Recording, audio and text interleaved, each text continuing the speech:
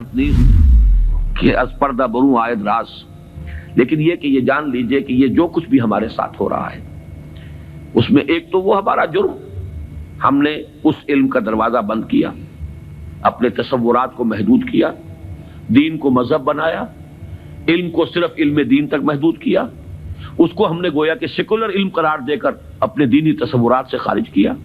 یہ ہماری غلطی، اور اس سے بڑا جرم یہ کہ اس آسمانی ہدایت کے بھی ہم کسٹوڈین تھے پہنچانے کے لیے، اور ہم نے یہ کہ خود اس کو پیٹھ دکھائی، خود اس کو اپنا امام نہیں بنایا، خود اس کو اپنا رہنما نہیں بنایا، اور دوسروں تک پہنچانے کا تو کوئی سروکار ہی نہیں، سوال ہی نہیں۔ اس اگر ڈائگنوسس درست ہے تو اب اس کا حل کیا ہے؟ پہلے تو یہ کہ اپنی ذمہ داری کو ہم پہچانیں۔ ظاہر بات ہے کہ ذمہ داری جتنا بڑا رتبہ ہے اس کی اتنی ہی بڑی ذمہ داری ہے، اور اگر وہ پہلو تو ہی کرے تو اتنی ہی سخت سزا کا مستوجب ہوتا ہے۔ کمتر درجے کی ذمہ داری ہے، کوتاہی بھی ہو گئی ہے تو کمتر درجے کی سزا کفایت کر جائے گی۔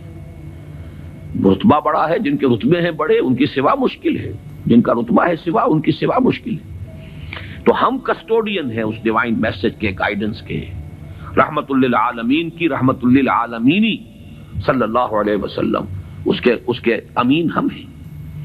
لہذا پہلا کام تو یہ ہے ہمارے سامنے کہ اس علم کے اندر، جس کے لیے میں اب ایک لفظ استعمال کر رہا ہوں، اسلامائزیشن آف نالج، علم کو دوبارہ مسلمان کرو۔ یہ علم جو ہے، بڑی پیاری بات اقبال نے کہی تھی، عشق کی تیغ جگردار اڑا لی کس نے، علم کے ہاتھ میں خالی ہے میان ہے ساقی۔ بڑی پیاری تشبیہ ہے یہ۔ عشق سے مراد یہاں وہ ایمان ہے، ایمان کی وہ تیغ جگردار اس میان میں سے نکال لی گئی ہے، خالی نیام رہ گیا ہے۔ یہ پورا سائنٹیفک نالج جو ہے اس خالی نیام کے مانند ہے جس میں سے تلوار عشق نکال دی گئی۔ یہی تلوار عشق اس میں دوبارہ داخل کر دی جائے، ایمان کو اس علم کے ساتھ اگر شامل کر دیا جائے تو در حقیقت سارے مسائل کا حل ہو جائے گا۔ تو پہلا کرنے کا کام یہ ہے کہ وہ فلسفہ، وہ حکمت، وہ علم جو انسان نے اپنی سورسز کے ذریعے سے حاصل کیا، اس کا صحیح ربط اور تعلق قائم کیا جائے اس علم سے جو وحی کے ذریعے سے انسان تک پہنچا۔ ان کے آپس میں ریکنسائل کرنا، ان کے فصل اور بود کو دور کرنا، اور اس میں قرآن کا دعویٰ ہے۔ اور جو تھوڑی سی بھی واقفیت رکھتے ہیں، واقعہ یہ ہے مورس بکائی نے پوری کتاب لکھ دی کہ آج تک سائنس کے کسی بھی شعبے میں کوئی ایسی دریافت نہیں ہوئی ہے جس نے قرآن مجید کی بیان کردہ کسی شے کو غلط ثابت کیا ہو۔ یہ ایک بہت بڑا معجزہ ہے۔ جیسے قرآن کے اعجاز کا اس وقت سب سے بڑا مظہر کیا تھا کہ تمہارے ہاں بڑے سے بڑے فصیح اور بلیغ اور بڑے بڑے خطیب اور شاعر موجود ہیں، اس قرآن جیسا کلام موضوع کر کے لے آؤ۔ اگر تمہارا خیال ہے کہ یہ اللہ کا کلام نہیں، محمد کا اپنا کمپوزڈ کلام ہے، تو لے آؤ، فاتو بسورۃ من مثلی۔ اور کوئی جھوٹ موٹ کو بھی کوئی جرت نہیں کر سکا، اتنی ان کے اندر کم سے کم شرافت تھی، کوئی جھوٹ موٹ کو بھی سامنے نہیں آیا کہ کہتا کہ یہ ہے، میں کلیم کرتا ہوں کہ یہ قرآن جیسا ہے۔ اسی طرح آج کا سب سے بڑا معجزہ یہ ہے کہ قرآن مجید 1400 برس قبل کی کتاب، اور آپ کے شاید علم میں ہوگا ٹورنٹو میں، کینیڈا میں، جو وہاں کی یونیورسٹی ہے، اس میں جو ایمبریولوجی کے جو سب سے بڑے ماہر ہیں، جن کی کہ ٹیکسٹ بک پوری دنیا میں چل رہی ہے ایمبریولوجی کی، علم جنین، حیران رہ گیا ہے وہ شخص کہ 1400 برس قبل، جبکہ ابھی مائکروسکوپ کا کوئی وجود نہیں تھا، اتنی کریکٹ ڈسکرپشن ایمبریولوجی کے سٹیجز، اس قدر صحیح اس کی جو ہے ڈسکرپشن، یہ ڈسکرپشن کہ بچہ جو ہے ماں کے پیٹ میں 3 جھلیوں کے اندر 3 دیواروں فی ظلمات ثلاث پرورش پاتا ہے۔ ابھی تو کوئی ڈسیکشن نہیں ہوئی تھی ہیومن باڈی کے، یہ جو فزیولوجی ہے اور اناٹومی بھی اس کا علم انسان کو نہیں تھا۔ یہ حقائق کیسے آئے؟ اسی لیے قرآن کہتا ہے، اس کا دعویٰ ہے سنوریہم آیاتنا فی الآفاق وفی انفسہم حتی یتبین لہم انہ الحق۔ قریب انہیں دکھائیں گے اپنی نشانیاں اور آیات، آفاق میں بھی، ان کے اپنے اندر، اپنے نفس میں بھی، یہاں تک کہ یہ بات بالکل ثابت ہو جائے گی کہ قرآن حق ہے۔ پہلے ہمیں اسے برنگ آؤٹ کرنا ہے، اس کو سامنے لانا ہے۔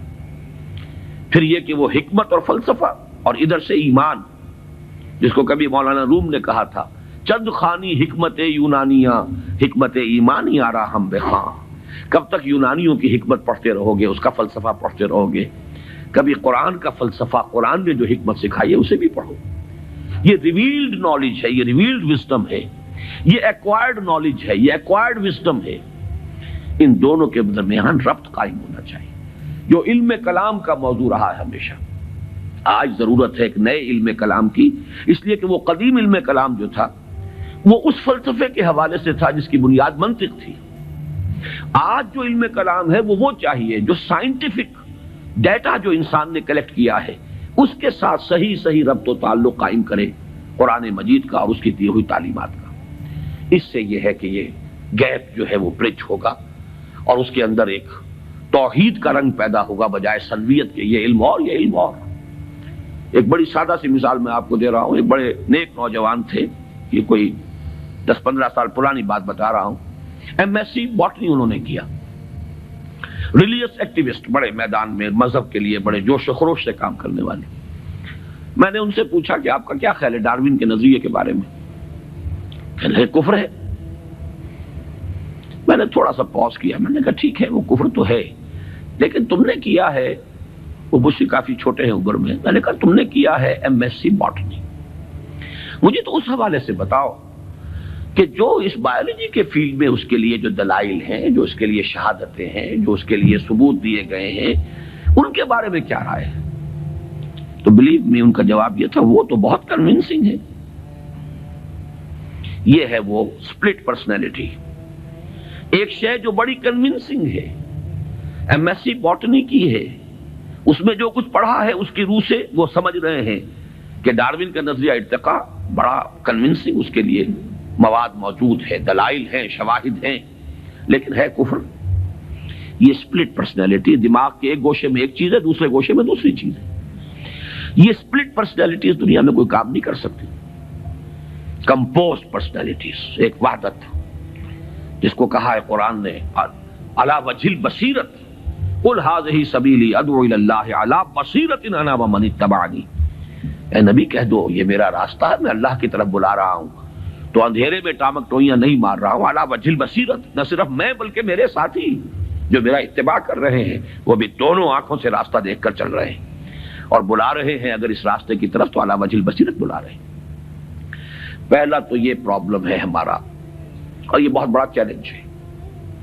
دوسرا پرابلم یہ ہے کہ یہ سوشل سائنسز میں اور جو سوشل انسٹیٹیوشنز ڈیولپ کیے ہیں انسان نے، اکنامک انسٹیٹیوشنز ہیں، پولیٹیکل انسٹیٹیوشنز ہیں، تھیوری آف اسٹیٹ ہے، پھر اس ریاست کے آرگنز ہیں، ایگزیکٹو ہے، جوڈیشری ہے، لیجسلیچر ہے، کہنے کو خیر چوتھا جو ہے پریس کو کہا جاتا ہے، لیکن تین ہے بنیادی.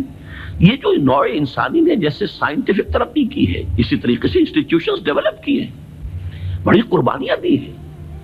ہم تو خلافت راشدہ کے خاتمے کے بعد پھر ملوکیت کے دامن میں آ گئے تھے. وہی بادشاہی، وہی عیش، وہی محل، بغداد کے محل اور بغداد کی راتیں، وہ جو الف لیلہ، 1000 نائٹس آف بغداد، وہ جو کچھ ہوتا رہا ہے وہ ہمیں معلوم. یہ تو یورپ والوں نے خون دیا ہے، انہوں نے جانیں دی ہیں، انہوں نے اسٹرگل کی ہے، تب بادشاہوں کے کلچز سے اپنے آپ کو چھڑایا ہے، انسٹیٹیوشنز ڈیولپ کیے ہیں.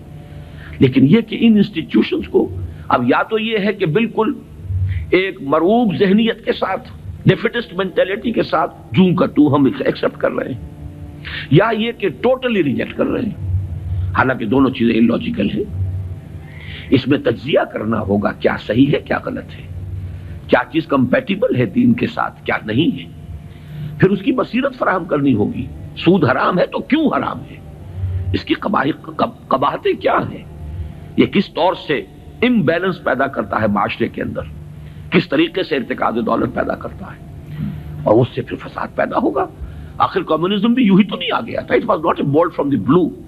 یہ ری ایکشن تھا کیپٹلزم کا، اور اگر کیپٹلزم اور ننگا کیپٹلزم جاری رہا تو پھر کسی اور ری ایکشن کو وہ جنم دے گا. اسی کی کوکھ سے کوئی اور اینٹی تھیسس وجود میں آ جائے گا. جیسے ابھی آپ نے وہ کے جی بی کے کوئی بڑے ڈبل ایجنٹ کا ابھی انٹرویو آپ نے پڑھا ہوگا، 1-2 دن پرانی بات ہی ہے.